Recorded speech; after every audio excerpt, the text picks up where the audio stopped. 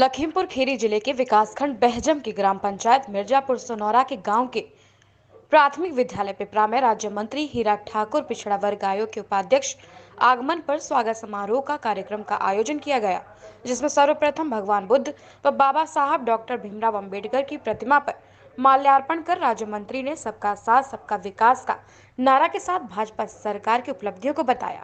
Bharat 18 news से पंकज कुमार की report. भगवान बुद्ध की प्रतिमा को माल्यार्पण करेंगे। बाबा साहब हमारे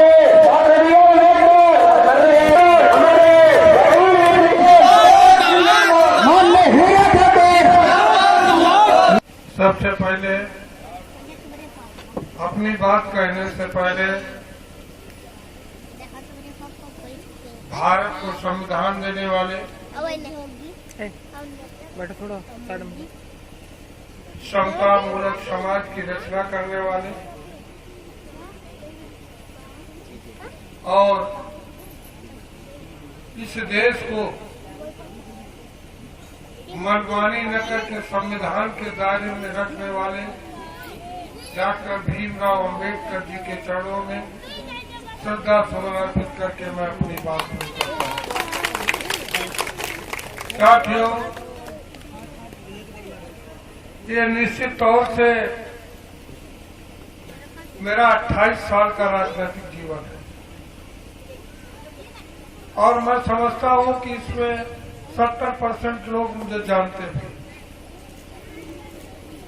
मेरी शुरुआत बहुजन समाज सबको पता है कि हीरा ठाकुर बहन जी के बगैर नहीं जी सकते थे, बहन जी हीरा ठाकुर के बगैर नहीं जी, क्योंकि उन्हें हमारे ऊपर बड़ा भरोसा था और हमें उनके ऊपर भी भरोसा था। बाबा साहब की जब मौत हुई और मीटिंग हुई तो मैंने एक शब्द कहा कि तुम देश की प्रधानमंत्री बन सकती हो, बशर्ते मानव काशीराम जी का त्याग, उनकी ईमानदारी और गरीबों के प्रति जो सोच है वो पैदा हो जाए और पैसा लेना अगर बंद हो जाए तो देश की बड़ी नेता बन सकती। लेकिन उन्होंने ये बात नहीं स्वीकार किया। चंद दलाल थे, ये सबको पता है। उन दलालों के बीच में घिर करके और उन्होंने हो सकता कितनी अकूत संपत्ति इकट्ठा किया हो, मुझे नहीं पता, लेकिन जो इकट्ठा किया वो भी जेल में गए और उसमें जो अच्छे लोग थे। और आप लोगों को सबको पता है कि जब बहुजन के पास पैसा नहीं था तब हिंदुस्तान के 7 राज्यों में बहुजन समाज पार्टी के विधायक और सांसद थे। लेकिन जब पैसा हो गया, 4 बार मुख्यमंत्री रह लिए। आपको मालूम है आज लगभग 7 बरस से बहन कुमारी मायावती जी भी किसी हाउस की सदस्य नहीं बन पाई है। इसका कारण क्या है? इसका कारण है कि जो आपका वोटर था, जो आपका सपोर्टर था, जो आपको खाना नहीं खाता था, पैसा देता था, खून देने के लिए तैयार था, उसके मन में धोखा आया कि हम धन और धर्म से लुट रहे हैं और दलाल मौत काट रहे हैं। उसका परिणाम ये हुआ, आप सब दलितों के लिए, पिछड़ों के लिए आपको एक चीज और बता देना चाहता हूँ। यहाँ बड़े बड़े नेता आएंगे, गुमराह करेंगे, सांच को कभी आंच नहीं आती। आपको मालूम है मध्य प्रदेश, राजस्थान में चुनाव हो रहा था और दलितों के आरक्षण के मामले में कोर्ट ने फैसला कर दिया कि ऐसा है, अब दलितों का जो आरक्षण है उसमें कमी की जाएगी। लेकिन धन्य हो भारत के प्रधानमंत्री, उन्होंने लोकसभा में प्रस्ताव लाए और दलितों के हित में प्रस्ताव पारित किया और 3 राज्यों में चुनाव भी हार गए। लेकिन गम नहीं थी, इसलिए कि दलित का अपमान उसका सम्मान न लूटे। ये है भारत के प्रधान। भारतीय जनता पार्टी वोट के लिए नहीं, समाज को संगठित करके राष्ट्र निर्माण के लिए एकजुट करके हम दुनिया को दिखाना चाहते हैं। भारत जो है, ये भारत जो है, ये दुनिया में सबसे शक्तिशाली है। आप लोगों को मालूम है भी किसान निधि अगर नहीं मिलेगी तो हीरा ठाकुर जब लौट करके आएंगे तो तुम्हारे हाथ में हथकड़ी होगी और इनके हाथ में चेक होगा। यह है भारतीय जनता पार्टी। एक समझ करके काम इनको करना चाहिए। उनको ये भी समझ लेना चाहिए भारतीय जनता पार्टी का मोटो क्या है। सुनिए मोटो क्या है, आपको मालूम क्या है? सुनिए मोटो क्या है, आपको मालूम है पूरा पाकिस्तान हमारे खिलाफ है। आपको मालूम इस देश में बड़ा आतंकवाद है, इस देश में जातिवाद चलाया जा रहा है। मैं पूछना चाहता हूँ, आवाज अगर आए होंगे तो ये किसी ने नहीं कहा होगा कि ये दलित का घर है, पिछड़े का घर है, ये मुस्लिम का घर है, ये अल्पसंख्यक का घर है। नहीं, आया होगा, गैस सिलेंडर मिला होगा तो जो उसका पात्र होगा मिला होगा, आपको आवास मिला होगा, आपको और सुविधाएं जो मिली होंगी, आपको किसान पेंशन मिली होगी, आपके घर में लैट्रिन बनी होगी। अगर नहीं बनाया है तो सरकार जांच करा रही है, सरकार जांच करा रही है। और जब जांच करने आए किसी की मत मानना, जाकर के खड़े हो जाना अधिकारी के सामने कि साहब हमारे यहाँ लैट्रिन या हमको ये चीज नहीं मिली है, तो आपका नाम लिख जाएगा और आपको मिल जाएगा। एक और घोषणा करना चाहता हूँ, 2022 तक याद रखना, 2022 तक पूरे हिंदुस्तान में कोई भी छप्पर का मकान नहीं मिलेगा। सबके पक्के सड़क बनेगा, सबके पक्के घर बनेंगे 2022 तक। जैसे मैं जब पहली बार विधायक हुआ 1997 में, तो आपको मालूम है हमको 2 गैस सिलेंडर मिले। तो एक हमारे रिश्तेदार आए, उन्होंने कहा एक हमें दे दो। हमने कहा हम बहुत मुश्किल से तो विधायक हुए और वो 2 सिलेंडर मिले, तुमको दे दे। दंड हो। प्रधानमंत्री मोदी जी, योगी जी, उत्तर प्रदेश में जिसके था वो भी खुशी और जिसके घर नहीं था मोदी ने सबके घर में गैस कनेक्शन भिजवा दिया। हम अपने रिश्तेदार को नहीं दे सकते थे, उन्होंने पूरे देश को बांट दिया। हमारी ग्राम सभा गए होंगे तो कहा होगा बिजली लगवा दिया, हीरा ठाकुर बड़ा नाम हो गया। आज तो प्रधानमंत्री ने हर घर में बल्ब लगवा दिया। नहीं पूछा तुम हिंदू हो कि मुसलमान हो, तुमने वोट दिया या नहीं दिया। इसलिए 2022 तक पूरे उत्तर प्रदेश में, पूरे हिंदुस्तान में कोई कच्चा मकान नहीं रहेगा, सबको आवास मिल जाएगा। 20 खत्म होने वाला है, 21 शुरू होने वाला है। यहाँ जो सर्वे हो रही है ये तो हो रही है, भारत का प्रधानमंत्री ऊपर से सर्वे करा रहा है।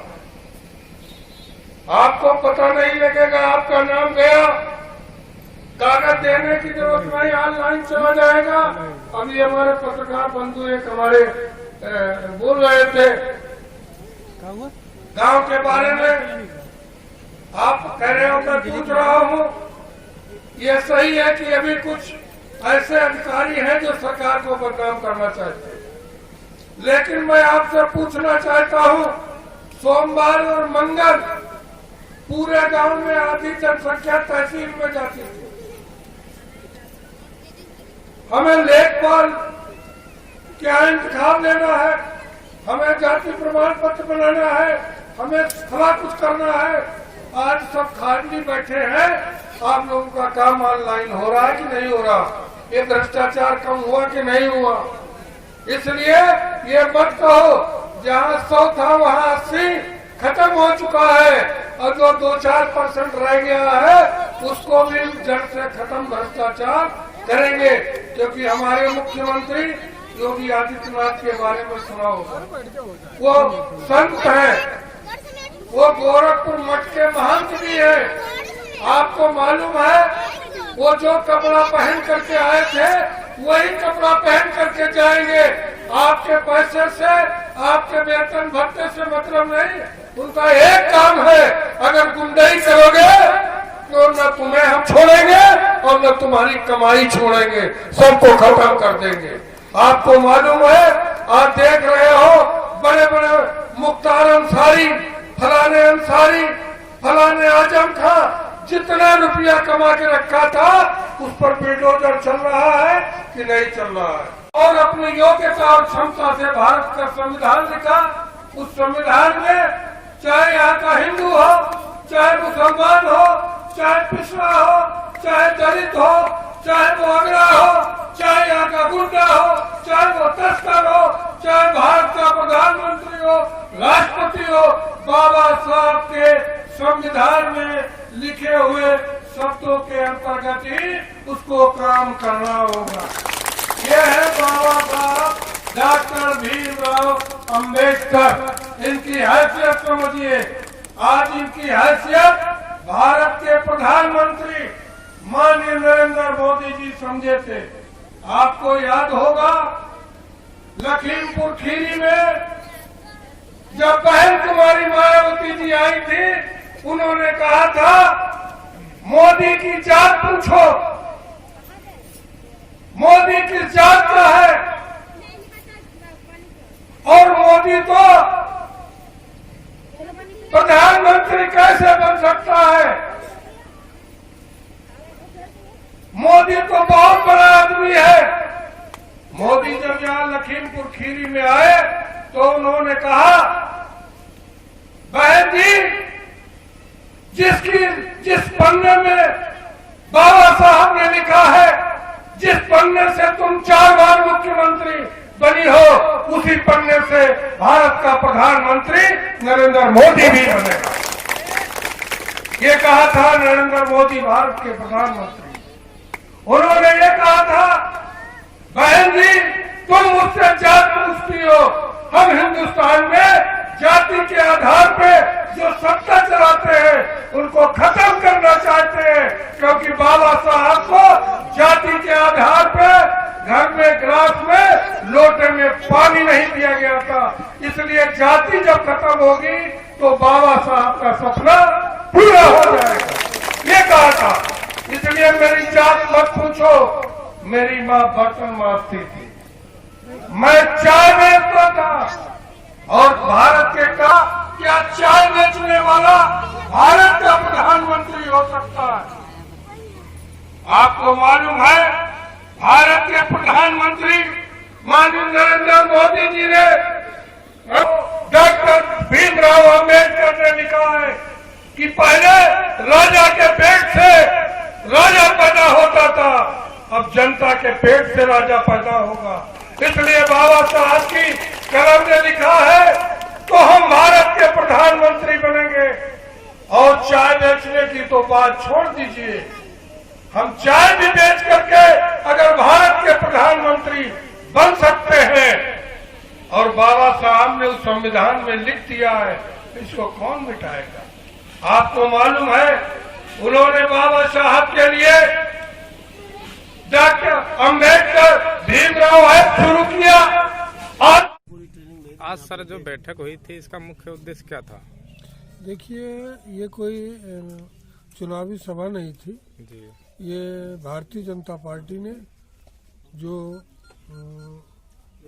गरीब पिछड़े और प्रदेश में जो विकास किया है जी, और मैं भी उसी में से कड़ी हूँ, जी, तो स्वागत के रूप में मुझे बुलाया। जी, और बड़े पैमाने पर दलित और पिछड़ों की यहाँ आबादी है, और मैं आयोग का उपाध्यक्ष भी हूँ, राज्य मंत्री हूँ, और संगठन में भी उत्तर प्रदेश पिछड़ा वर्ग मोर्चा का भी उपाध्यक्ष हूँ।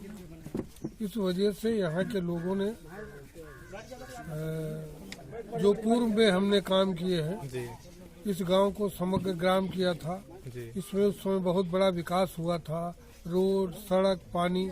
उसके बाद इस गांव का विकास अवरुद्ध रहा, जैसा कि गांव वालों ने बताया। लेकिन सरकार जो है वो तो सबका साथ सबका विकास है।